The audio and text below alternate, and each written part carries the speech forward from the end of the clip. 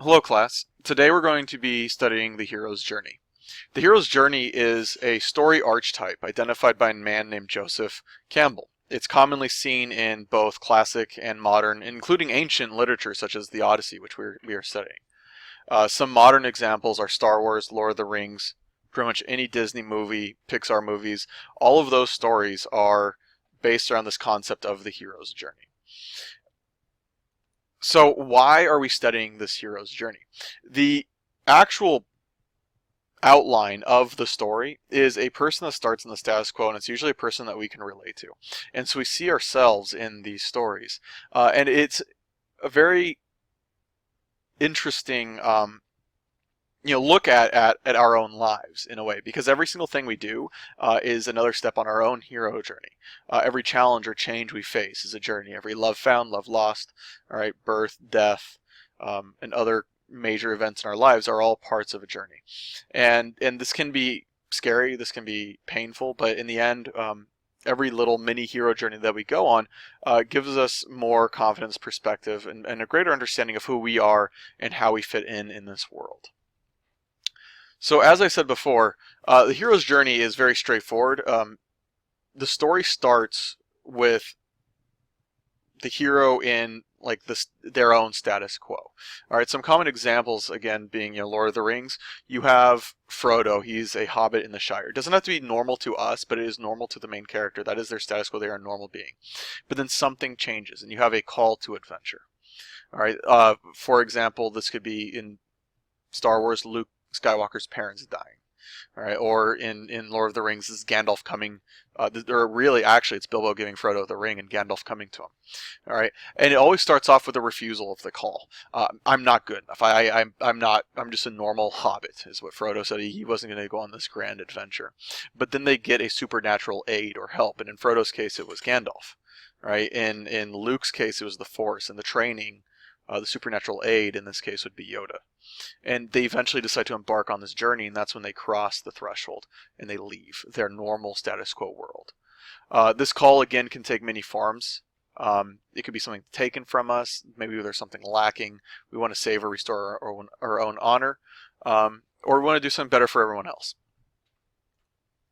So then they go on the road of trials, or our hero goes on the road of trials with the supernatural aid, and there they'll meet other mentors and or helpers, and they'll also encounter challenges and temptations. A very good example of this is in the movie that we watched earlier, The Lion King. The helpers are Timon and Pumbaa, and one of the temptations is that life that they live, this idea of no worries, you can just be happy. It was very tempting to stay there, and it was a challenge for Simba to leave and go back to Pride Rock and kind of reclaim his rightful place. And along the way, they'll be gaining help, and they'll be getting abilities, and they'll be becoming stronger as they go through this road of trials. Eventually, they'll get to the next stage of the hero's journey, which is the abyss. And this is where they're separated from their mentors and helpers, and they must go by themselves into these great challenges alone. And in the abyss, they'll encounter symbolic death. And with death comes new life, and they'll be reborn in a way stronger and better. And with this new strength and transformation, that is how they're able to accomplish this grand goal that they wanted to accomplish in order to, that they originally set out to do. And once they've accomplished it, they've gained self-knowledge and self-awareness, and they've become a stronger person for it. So after the abyss, they go into the return. And this is after they've accomplished the great goal, the overarching goal that they wanted to accomplish. They come back, the mentors, the helpers are reunited, they all come back, and they cross the return threshold. And at this point, because he is someone that has, or she is someone that has accomplished these tasks, they originally started with being a normal person in a normal world. They've mastered the other world now.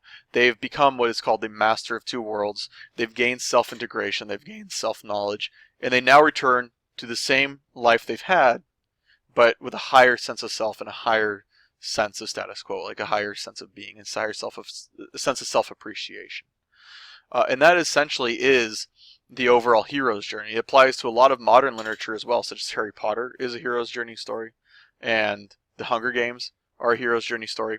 What I want you guys to do now is to take notes on this PowerPoint that I just laid out. So you'll have to watch this video again.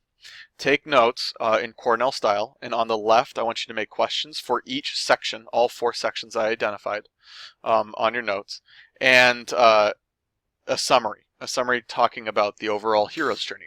Then I want you to go in and watch a video on YouTube titled "What Makes a Hero" by Matthew Winkler. You can very easily find it if you just if you just search "What Makes a Hero." I want you to watch that video, and then I want you to think of your favorite story that follows this archetype, and I want you on a separate sheet of paper to outline each stage of the hero's journey and put the coinciding events within that story that you've identified.